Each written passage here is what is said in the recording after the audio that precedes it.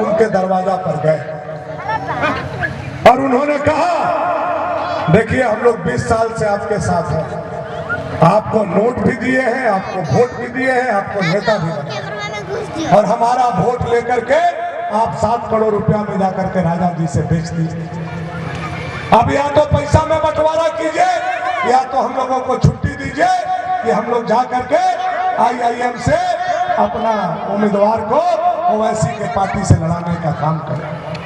अब जब लगा ताहिर जी को झटका कि हमारा समाज ही हमारा विरोध कर देगा, तब उन लोगों को घर पर ले गए, पानी पतल करवाने लगे, 1.5 घंटा उन लोगों को छत पर बैठा करके इधर के उधर बात समझाए। उसी में से एगो अंसारी जी का लड़का अपना मोबाइल रिकॉर्डिंग शुरू कर दिया और मामला वही खुल गया। ताहिर जी ने यही कहा कि देखा समझत नहीं खा तो हम काहे नहीं की लड़ा, क्योंकि हम भनुआ के कहियो नहीं हरावे पाए। यही बात उन्होंने बोला, यही लैंग्वेज था कि हम भनुआ को कहियो नहीं हरावे पारा। और राजवा जवन हवा तवन एकदम पूर्वक आदमी हवा, माटी के धोना हवा, जिताई तो लखनऊ चल जाता है। हिया के विधायक हम ही न रह पाए, जब हिया के विधायक हम रह पाए तो हम मिल बांट के खाई जाता है। सोचिए क्या सोच है ताहिर जी का। उनका सोच यह नहीं है कि डंडई में डिग्री कॉलेज बने, डंडई के लोगों के बच्चों के लिए अच्छा हॉस्पिटल बने, डंडई में अच्छा काम और विकास हो। उनके मन में है कि हमको मलाई खाना है। जैसे रात को पहले हथियार लेकर के ले भी लेते थे, अब राजा को विधायक बना करके फिर से ले भी लेना चाहते हैं। लेकिन ताहिर मियां कान खोल करके सुन लो, जब तक भानु प्रताप शाही जिंदा है, जनता से और व्यापारी से एक फूटा गाड़ी ले भी नहीं लेने देगा। या भानु प्रताप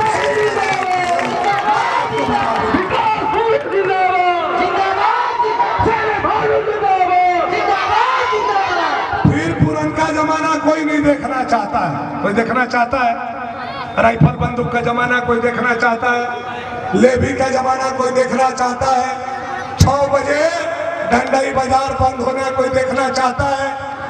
बड़ी मुश्किल से इस इलाका को बड़ी मेहनत से मैंने सजाने का काम किया। हमसे पहले 14 विधायक आए और गए, लेकिन डंडई के लोग मिराल जाते थे तो इन्हें से जाते थे, लेकिन इन्होंने से साइकिलवा उनका कंधा पर चढ़ जाता था, उठता हाथ। बड़ी मुश्किल से मैंने डंडई को सजाया है, बड़ी मुश्किल से डंडई में बिजली पहुंचाया है, बड़ी मुश्किल से डंडई में अस्पताल बनाया है, बड़ी मुश्किल से डंडई में नली बनाया है, बड़ी मुश्किल से डंडई के लोगों का जीवन स्तर कोई उठाया है। तो आपका बेटा भानु प्रताप शाही ने डंडई के लोगों का जीवन स्तर ऊंचा करने का काम किया है। और आज ये राजा जी और ताहिर जी मिल करके हमारा किया हुआ खेल बंदूक के दम पर लूटना चाहते हैं। एगो के पास उग्रवादी का बंदूक है, एगो के पास सामंतवादी का बंदूक है। ये दोनों बंदूक लगा करके हमारा किया हुआ खेती को, हमारा लगाया हुआ बगीचा को ये उजाड़ना चाहते हैं। मैं यही अपील करने आया हूं डंडई के लोगों से, अमन, चैन, शांति, खुशहाली, समृद्धि यह लक्ष्मी माता और भगवान गणेश में छुपा हुआ है।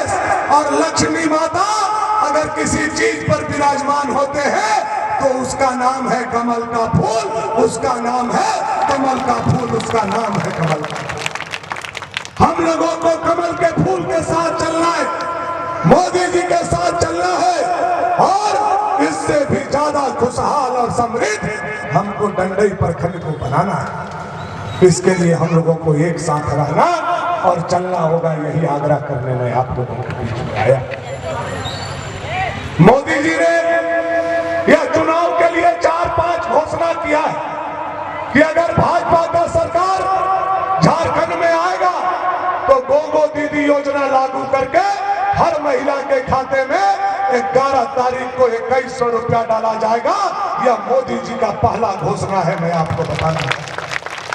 दूसरा घोषणा है कि 5 साल से गैस चूल्हा और सिलेंडर सब बंद। हेमंत सरकार में हम लोगों का सरकार आएगा तो फिर से घरे घर गैस चूल्हा और सिलेंडर दिया जाएगा, और जो सिलेंडर का दाम 1100-1200 हो गया वह पूरे झारखंड में मात्र आप लोगों के लिए 500 रुपया में दिया जाएगा। नरेंद्र भाई मोदी का दूसरा घोषणा है।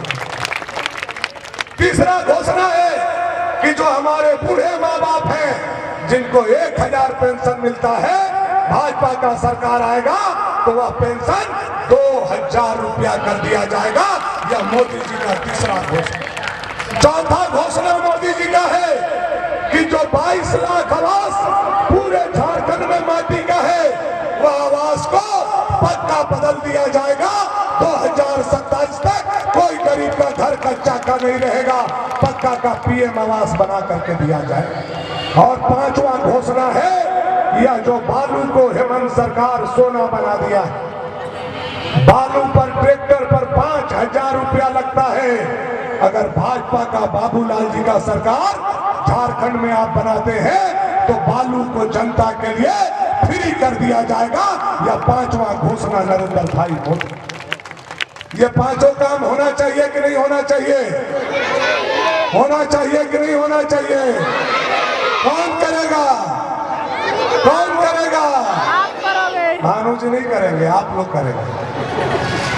आप लोग सरकार बनाएंगे, उसके बाद ये पांचों काम भानु जी ला करके आपके चरणों के नीचे रखने का काम करेंगे। या विश्वास दिलाने भानु प्रताप शाही आप लोग के पीछे। लेकिन आज रात को चले जाइए, एक वो पुलिस सड़क पर आपको नहीं मिलेगा। लूट अलग से है, अबू आवास में अलग, मोटेशन में अलग, ऑनलाइन में अलग, कुआं में अलग, और तो और वृद्धावस्था पेंशन और मृत्यु प्रमाण पत्र में भी बिना घूस का काम या हेमंत सरकार में नहीं हो रहा। इसके लिए ये सरकार को हम लोगों को उखाड़ करके फेंकना है। यही आग्रह और निवेदन करने में आप लोग के बीच में आया। साथियों, यह चुनाव अब राजा और भानु का नहीं है, यह भाजपा और ताहिर मियां का हो गया। और मैं जो डंडई में सुबह से घूम रहा हूं, जो जनता का तूफान देख रहा हूं, मैं उस तूफान के दम पर कह सकता हूं कि 23 तारीख को जब बक्सा खुलेगा और यह बवंडर जब बक्सा में घुसेगा तो सबसे ज्यादा बवंडर भाजपा के पक्ष में कोई प्रखंड लेकर के आएगा तो उस प्रखंड का नाम हमारा डंडई प्रखंड होगा। यह मुझे भरोसा और विश्वास है। कुछ लोग हम लोगों को तोड़ने में लगे, उनसे हम लोगों को समाज को बचाना है। ताहिर मियां का वह दिन आप लोग एक बार याद कीजिएगा तो ताहिर के कहने पर कभी राजा को वोट देने का मन आपको नहीं करेगा। जब लोलकी घाट में सूरजदेव यादव को टांगी से काटने का काम यही ताहिर अंसारी ने किया। जब पुतुर का जयप्रकाश यादव को धान के खेत में दौड़ा करके 22 साल का चमचमाता हुआ नौजवान चेहरा को अगर कोई गोली मारने का काम किया था तो यही ताहिर अंसारी किया। चाणक्य जायसवाल लोगों को भगा दिया तो कोई दूसरा नहीं भगाया, यही ताहिर अंसारी ने भगाने का काम किया था। बरहिया में कोई नाका लगा करके पूरा गांव को खाली करने का काम किया था तो यही ताहिर अंसारी ने किया था। और यही ताहिर अंसारी है जो फैसला और पंचायत के नाम पर हजारों लोगों को हाथ पैर बांध करके मारने का काम किया था।